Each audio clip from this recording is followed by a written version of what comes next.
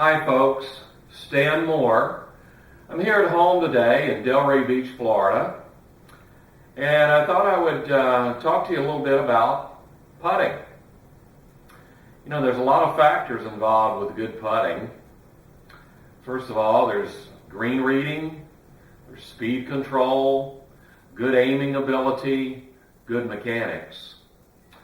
But I've found one thing that's very important that has created a lot of issues with my students, and I've made some adjustments with these students, and we've made some big improvement. And that's what I want to talk to you about here today.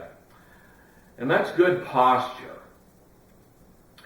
So let's talk about good posture.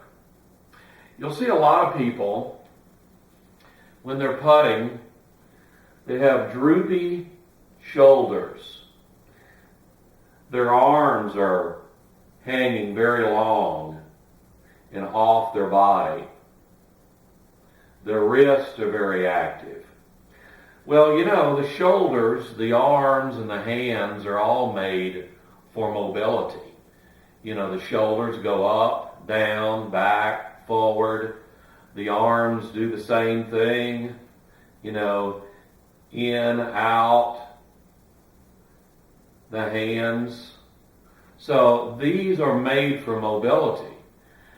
And because of that mobility, we have path issues, we have club face issues, we have poor aiming issues.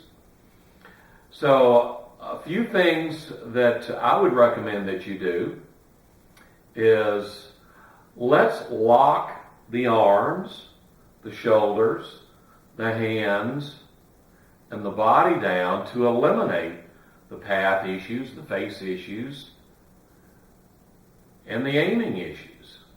So here are some things that I would recommend to you. First of all, take the upper arms and put on the side of the body, okay? Then bring your hands down like this. So you'll notice my forearms are now facing outward. The inward part of my elbows are facing outward, and my arms are on the side of my rib cage. This will help the arms from moving out and away from the body during the stroke, creating a lot of path issues. Okay? Secondly, when you do that, it also pinches your shoulders back. And when your shoulders are back, like this, as opposed to drooping, then they're locked and they're not going to be moving up and down and around. The third lock I would recommend is your wrist. You know, in a full swing, we're hinging the wrist, radial deviation. So in a full swing, the hands are meant to be doing that. Well, in a putting stroke, we don't want to be doing that. Okay? If we do that, we're going to have a lot of face issues. So the third lock I'm going to talk about is locking the wrist, and that would have the wrist, or the hands, I should say, under the wrist in ulnar deviation, and that's going to lock the hands and eliminate a lot of hand movement throughout the stroke. So now I have the upper arms on the body, designed to take away the arm movement. I have the shoulders pinched back, designed to take away the shoulder movement. And I have the hands under the wrist in ulnar deviation to eliminate the wrist movements. The fourth lock I would do is take the pockets of the hips and push them back. That's going to create a little bit of a sway in the lower back. And really what that's going to do is help isolate our center axis point that we're creating here, which is from the sternum all the way to the center of the back. So when I take a putter and I take the grip, I put the arms, the shoulders back, the hands under the wrist, and now the pockets back. I create a little sway. What am I doing here? I'm locking down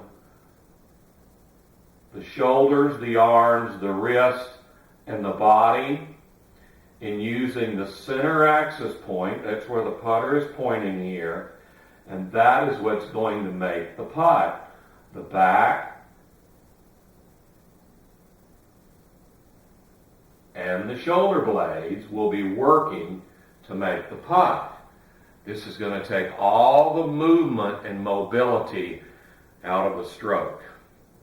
I have used this with many students with excellent results.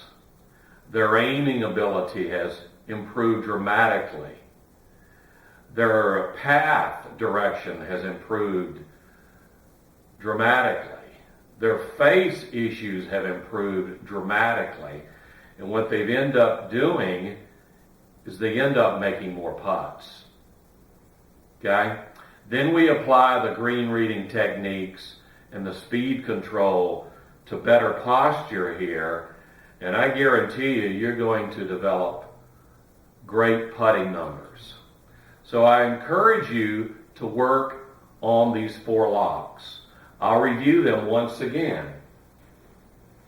We have the arms on the rib cage to take away the arm movement. The shoulder blades are now pinched back to take away the shoulder movement.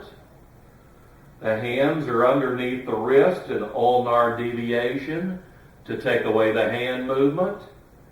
And then the hips are pushed back to create a back sway, and that's going to isolate the center axis point at the top to then control and make the stroke. Folks, try it. It'll feel very mechanical at first, but if you stay with it, I promise you, you're going to improve your putting 100%. Thanks for joining me here today in Delray Beach, Florida, and I hope you have a great putting day.